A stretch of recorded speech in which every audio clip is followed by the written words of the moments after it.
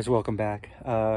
Was digging through the shed out back and found a few goodies and missing a few, so we'll have to work around that. That's not a huge deal. You'll see why later in the video. I also explained it in the first video, but what we're gonna do is we're gonna jack this car up. We're gonna put it on jack stands, make sure everything's chalked, make sure it's safe. That way it doesn't roll, it doesn't slide off of anything. And then we're gonna blow this front end apart. And when we do that, it's going to make it a lot more drivable. We're gonna do some customization to support this front axle better and to make it look better and perform better. So let's show you exactly why we need to really pay attention to how we do all of this. Even though it's an antique car and it's really simple, it's very important that the simplicity of it is still accurate. So coming over here, we're looking at all this stuff back here. You can see that the bearings are starting to show their age. It's not really moving too much on this side with the pressure on the wheels, but as soon as I get it off, it'll be pretty loose. We're gonna make sure that our kingpins right here are taken care of. We're gonna make sure those are nice and tight. We're gonna rebuild these. You can see there's a little bit of a gap. That might be just the way it is from moving back and forth. That might also be because that bushing's starting to wear. Speaking of wearing bushings, I don't think there's really much left in that one. No, not much at all. Anyhow, so we definitely need to go through this front end and make sure all our components are going to be safe. I don't like the bracketry that they came up with for these steering stabilizers. I mean, it's all really thin. So we're probably going to do some customization there, maybe put a panhard bar on it. I did not find my reverse eye leaf spring, which we talked about in the first video. I was hoping to have this lower spring that instead of the eye going down and around, it would go up and around, and that would just drop it a couple inches. So while I was gallivanting through the shed, I found a few parts that came with this car. Some are new, some are used, and some are going to be for sale, of course. But I did find an entire box of bearings and races, so hopefully there's enough there to do the front end.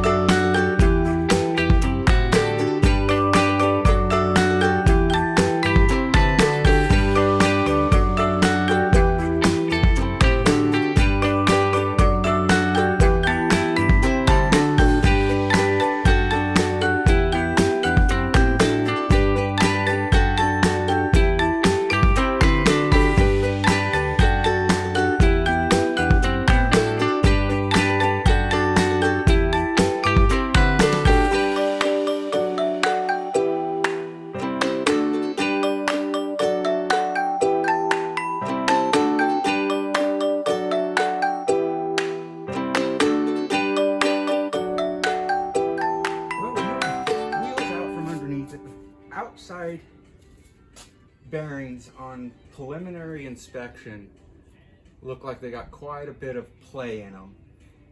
Not necessarily that they're worn or chunked out or anything major. I mean, they'd still work for, you know, a couple more thousand miles, maybe 10,000, maybe 100,000, I don't know. But I just tend to lean against guessing on parts. So if I'm gonna do one part of this, I wanna try and do all of it.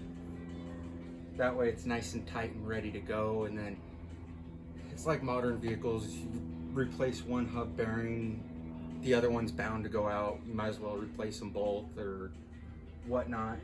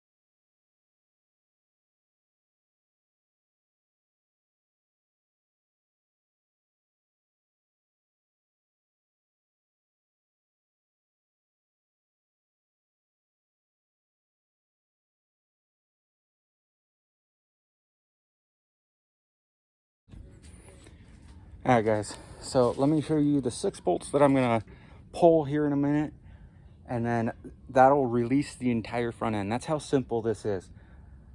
I didn't even really need to pull the wheels off. To me, they just get in the way because you're trying to steer it and move it. It's just easier to drop it down on the jack and drag it out that way. So let's go ahead and take a look.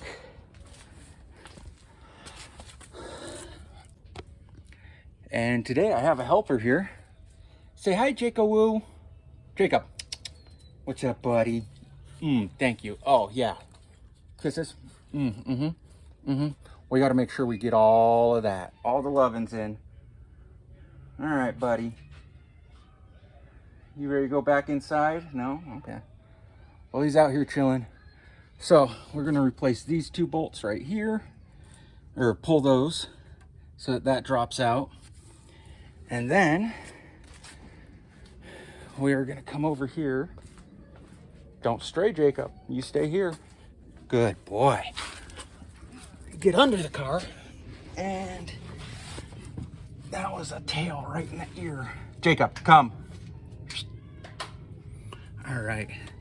So we're also going to pull these 2, which is the end of the wishbone. And then the last thing we'll have to pull are the 2 for the drag link, steering linkage off the pitman arm. You probably can tell there's a bit of a bow in that one. And that's part of the reason I said we have to really go through this front end. And it looks like somebody had wrapped a tow strap around that and just bent the crap out of it. And yes, I know there's a lot more work that needs to be done down here, but we're gonna take it step by step, make this as simple as possible so you guys can keep up. It may take longer that way. We may have a little bit longer videos, but at least you guys get the information. Man, yeah, could you imagine all the old timers that if they had done something like this, what knowledge we would still have, what wouldn't have been lost? Would we be smarter as a society? No, I don't think so. That's on us. We didn't learn that. All right.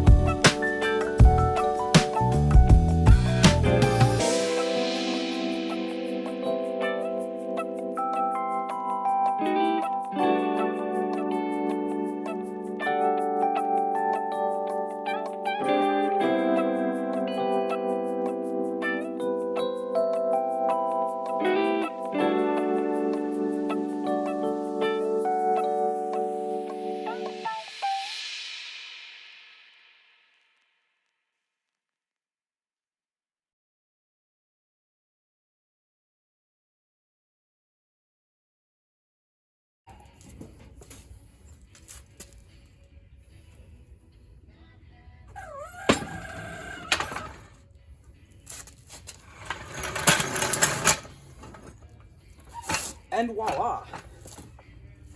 That, my friends, is how you pull out a Model T front end. Alright guys, so got the front end out, sitting here on the ground. Not too bad of a mess. I do suggest that if you're going to do this and it's your first time and you don't have long arms or anything like that, or the car's pretty dirty and you haven't cleaned it for a while, definitely wear some eye protection. On this, let's go ahead and take a look. All right, so this doesn't look bad. Right here's what I'm looking at. And yeah, the grease bows and whatnot, but that's okay. It's this surface we will really want to be careful with. In here is going to be our kingpins. We are going to take that apart and refit new ones into there. Now that the pressure is off of these shackles, you can see how much play there really is. Right? And that's front to back. And we already discussed how if that wishbone bounce or gets hit too hard, it could go directly into the oil pan. And that right there is not going to help our situation at all. And then of course you can see the spring better. It definitely needs to be re-oiled. The center's still good, but that's what was underneath the frame. And now you can see the dent in the steering stabilizer a lot better. Or it looks like they smashed it against the axle there when they wrapped a strap around those.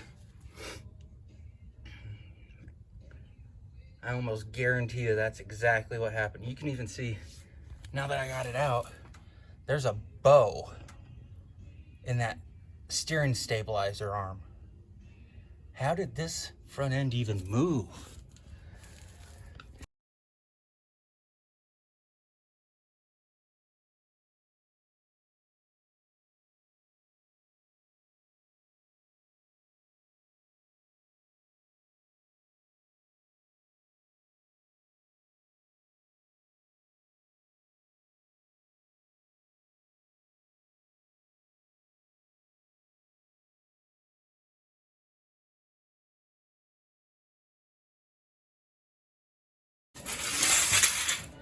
I think these are 5/8. Great thing is, Model Ts and antique cars, I guess it's bigger than that, are all basic sizes that you'll find in any kit, really. At least any kit worth its weight in the metal it's made in. Flip that backwards. I don't like wearing my hat backwards, but I figure you guys want to see my ugly mug every now and then. Alright, so these are way too loose. I can rock that. We don't want that. That's just causing problems. That's too much slop in the front end. You go around a corner and it flexes too much. And bad things happen.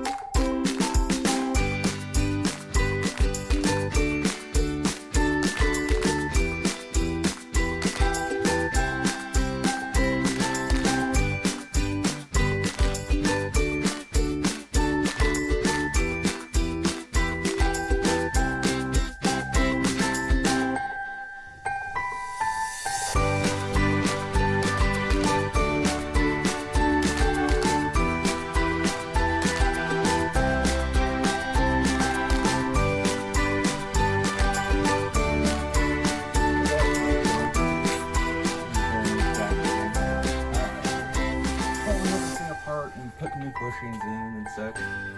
And I realized that some are more bushings are self-explanatory than others.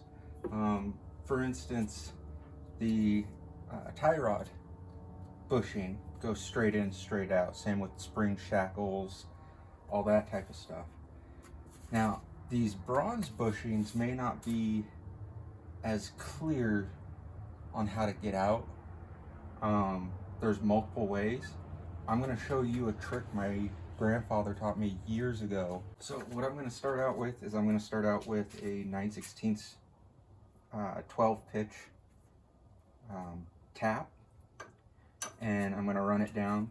You don't want to go any bigger, otherwise you'll start getting into the actual iron or the steel.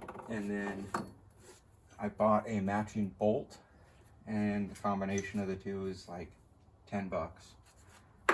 As I'm running this tap, we want to make sure that we keep it lubricated, otherwise it'll dull our tap a lot quicker.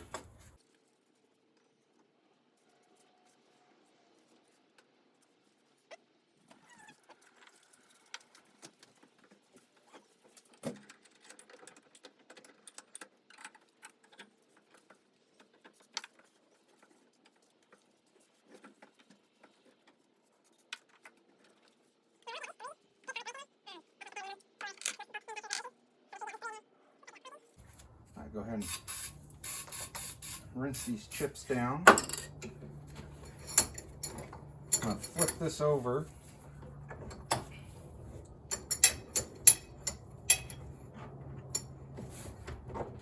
Set that at an angle.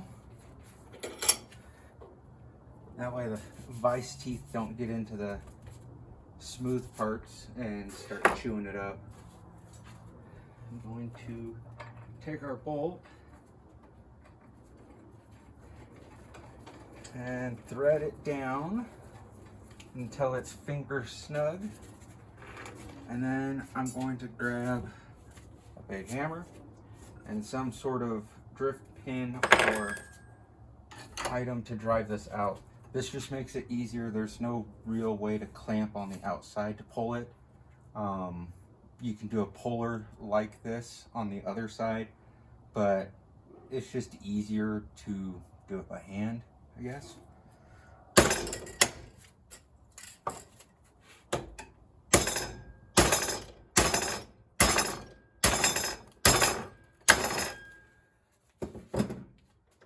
right. So there we have it. We have our bushing and our bolt.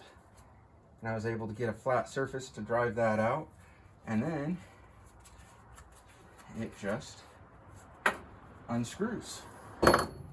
I'm going to hopefully ream these just slightly so that they have a perfect fit through there and get nice round contact on everything. You never know when a bushing has been dropped on the ground or in between something heavy in the ground, and it just distorts it just a little bit. Your hammer also does that as you're tapping it in, even with the driver.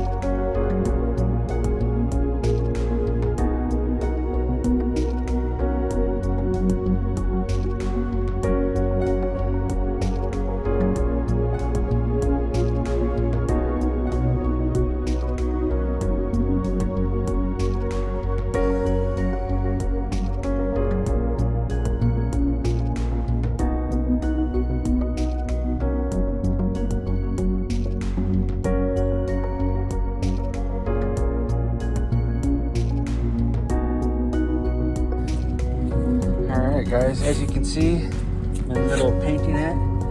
I put everything back together. I did create my own reverse eye with the neighbor's help. He had a press, and I did remove one leaf out of there. We'll see how that sits. If I don't like that, we'll go back and change it. This is bent, so I'm gonna have to straighten it out, so you can tell. So I'm probably gonna split the wishbones, and then other than that, I put a little bit of grease in between each leaf spring, just enough to coat it so that rust doesn't get to it and it can flex and everything. Put a little bit of grease on all the bushings I redid, and now I'm just putting the first coat of paint on before I put it back under the car. And then next video will either be building the brackets and splitting the wishbones or rebuilding the hubs and wheels on the front end. So join me next time. Hope this was educational. If you have any questions, don't hesitate to comment, like, share, all that good stuff. And until next time, I'll see you.